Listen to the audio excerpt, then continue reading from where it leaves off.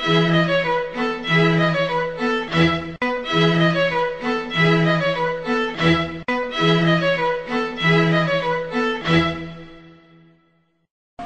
the Talk is brought to you by McDowell's Signature Club Golf Championship. Go mad about golfers. Very keen, because not only for the market alone, but also in the competitive environment, automobile is one of the sectors which has grown during that period.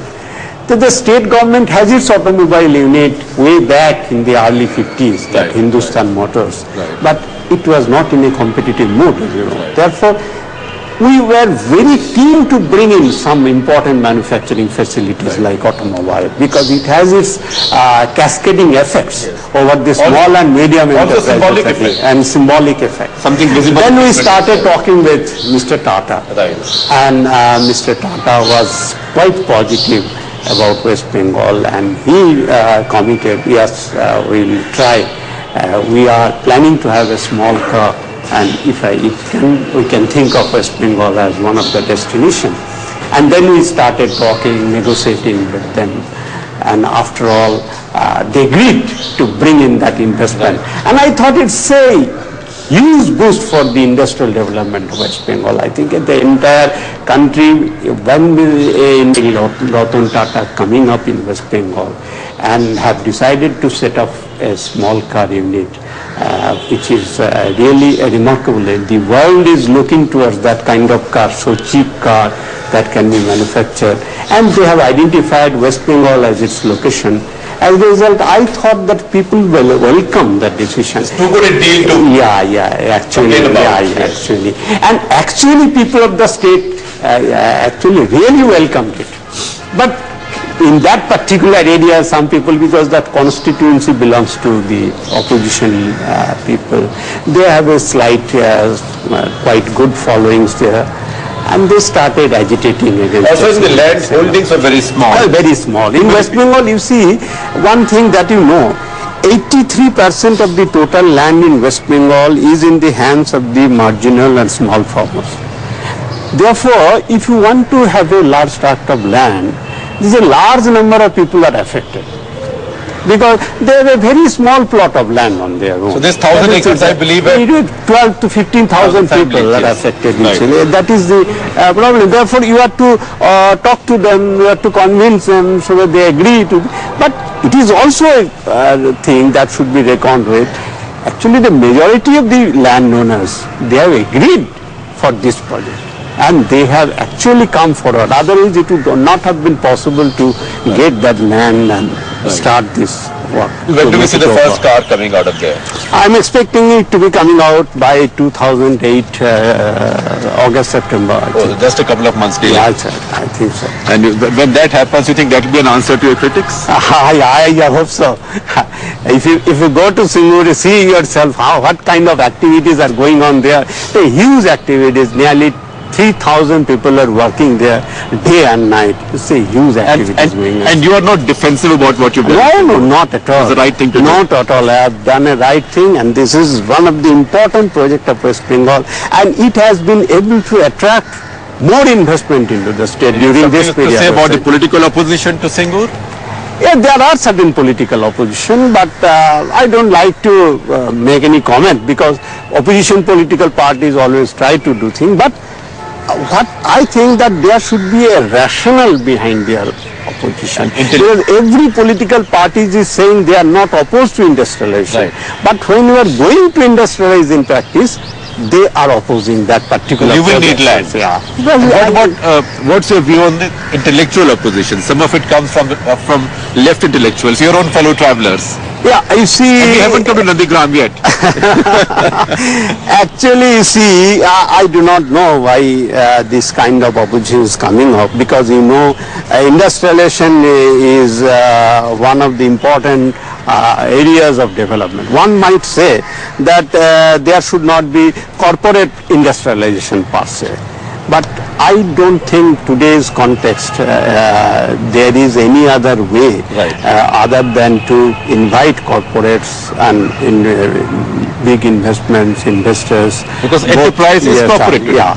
Therefore, I think this is not, it may be a subjective exercise, but if you go into the reality, it is not objective to say that there should be no corporate industrialization per se in the state. So where are these left intellectuals coming from? Is this nostalgia? It is very difficult because they have their own theoretical understanding. But what exactly happening is the reality, I think, the exact ground reality, I think there is a certain kind of misunderstanding on this particular aspect. Even if I tell you, even in the world at large, if you see, even those countries, in West Bengal, we are not in the state power as per se. We are running a state government under the overall purview of the government of India's policy. That is and constitution. But even if you look at those countries where there is a absolute rule of the communist parties, they are all going for the same way, because the kind of ownership, there is multiple form of ownership has now been accepted, even in the socialist world, what I am talking about. I know one of the books you've written is a China diary. I went to China, I have seen, and that's why I have written it also. Therefore, the reality should be taken into account. So you see, the Marxism is not devoid of the reality. What you are saying, what your chief minister says, learn truth from facts. No, it is not only the chief minister, even Marx said it. All theory comes out of the practice. Go back.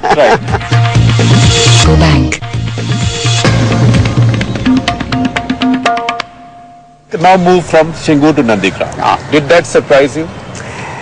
No, actually. Or were you mentally prepared for it? No, actually, when Shingu starts in such a fashion, then actually I thought that they will take Nandigram also as an issue. You had? Yeah.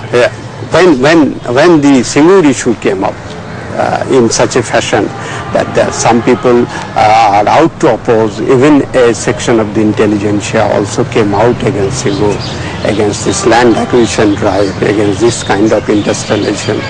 At that point of time, I thought that they will also take up Nandigram.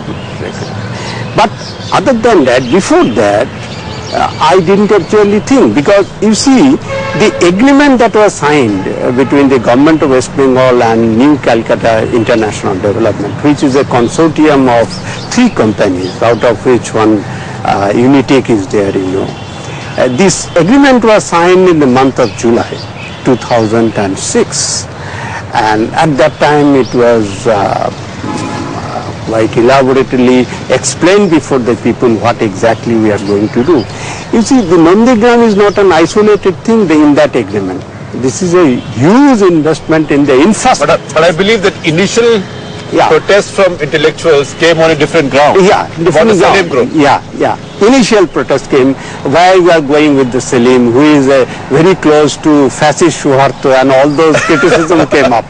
Anyway, I told all of them, people, if Vietnam can invite US investment after fighting so many years against the US imperialism, then what's wrong in bringing in investment? India can invite Chinese investment. They still have a border dispute with them.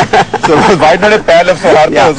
Anyway, that is a debate that was there. But nobody has questioned about the location, as I can say you, not about the Nandigram. Even I can tell you the standing committee on the assembly, which is headed by Congress leader Sudip Bandyopadhyay. He is the chairman of the standing committee. And all the MLAs of all political parties of the standing committee, they went to the Nandigram. They have seen the sites. They have talked to the people. And you think it was a good site? Yeah, a good site. That is actually the ideal location, still I think so. And they have also come up with the same conclusion. Then what went wrong? How did it go out of control?